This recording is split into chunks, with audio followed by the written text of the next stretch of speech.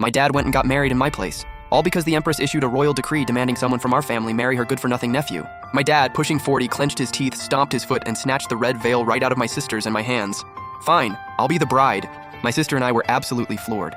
But we knew he wasn't just doing it for our sake. He was trying to protect the whole family. My dad was a high-ranking court official who just made a major contribution and returned to the capital to report his work. A lot of princes were trying to pull him to their side, and somehow one of the go-to moves to win him over was to arrange a marriage between their families and ours. So the Empress set her sights on me and my sister. She issued a royal decree demanding one of us marry her nephew. My dad had just gotten back to the capital and had no idea what was going on, so he rushed to find out what this so-called future son-in-law was actually like. And when he found out, he completely gave up hope. The Empress's nephew? Drinking, gambling, sleeping around, the full package. He'd even beaten several girls to death in brothels. Not even married yet, and he already had a 3-year-old kid at home. Bottom line, any girl who married into that house was walking straight into a nightmare. Meanwhile, back home, my sister had someone she loved.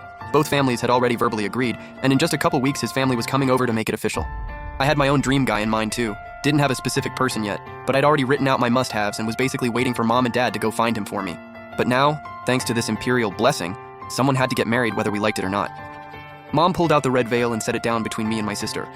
This was sent by the Empress herself. My sister's eyes went red. She reached out and touched the beautifully embroidered veil, her fingers trembling, before finally grabbing hold of it. Yo, Air, you're still young. I'm the older sister, and if anyone's getting married first, it should be me.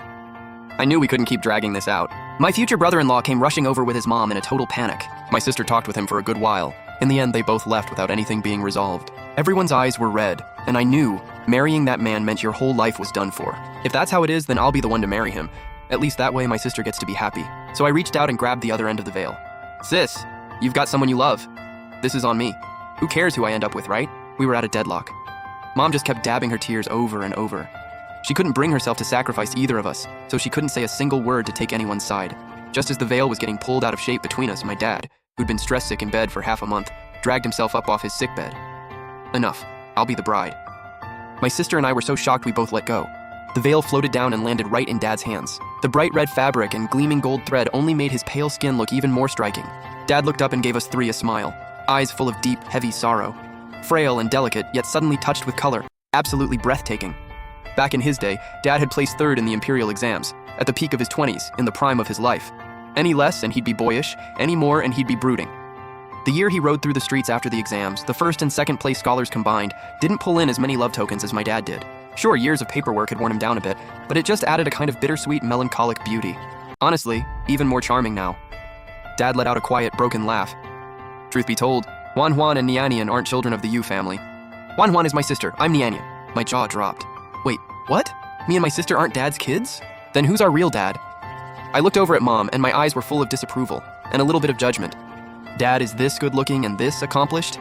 Mom, how did you go and find someone else on the side and have two gorgeous daughters with him? Our bio dad must have been absolutely stunning to pull her away from someone like Dad. Where's the morals? Where's the loyalty? And more importantly, where's the portrait? Mom stopped crying. She knows her daughters too well. One look at our faces, and she already knew exactly what was going through our heads. Mom tightened her grip on her handkerchief. But right now, the most pressing thing was the marriage spelled out in the Empress's decree. She let the other things slide for now. But is this even okay? This is defying an imperial order. Dad let out a cold laugh, showing a side of himself he usually kept well hidden. Sharp, authoritative, and ice cold. Isn't that exactly what they want? They're after me. Why put my daughters through hell? Wouldn't it just be easier if I go myself? When Dad put it that way, all three of us suddenly thought, yeah, that actually tracks. So the next day, Dad threw on his red official robe, put on the veil, and got in the wedding sedan. It's not that there was no wedding dress. It's just that even though Dad was slim, he was still a full-grown man and couldn't squeeze into the one-size-fits-all bride's gown. I looked at Mom through teary eyes. Is my stepdad still gonna send his paycheck home? I'm gonna miss the love he gave me. They say where the love is, the money follows. His love wasn't much, but everything he gave me and Sis was every last bit of it. Mom smacked me. What stepdad? That's your dad. You've got one dad and one dad only. Then Mom started telling us about her and Dad's history. Dad used to be the son of a broke scholar, good-looking, great at studying, tons of potential, but completely broke. Mom came from a wealthy family, had money, but her grandparents were gone, and a bunch of distant relatives were circling like vultures. That's when she turned to Dad. They made a deal. Dad married into her household, and they became husband and wife. Mom funded Dad's studies for the imperial exams, and Dad helped her fight off all those scheming relatives. A few years later, Dad passed the provincial exams and decided to head to the capital to go for the big one.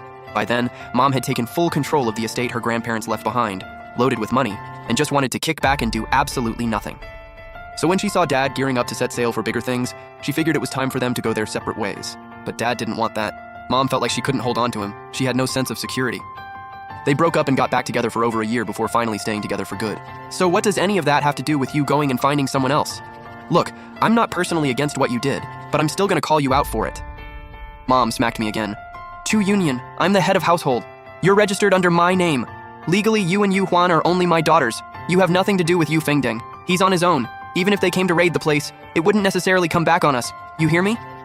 I nodded. It clicked. Dad is dad, mom is mom, sis is sis. But Dad and the rest of us, we're not legally the same family.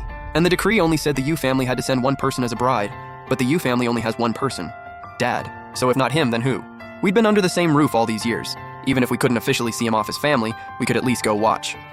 Mom finished talking, waved her handkerchief, and led me and my sister out the door. The wedding procession wound its way around in a big loop. By the time we got there, the sedan had just pulled up too. The bride was smiling, but that smile was stiff and a little off, to say the least. I mean, can you blame him?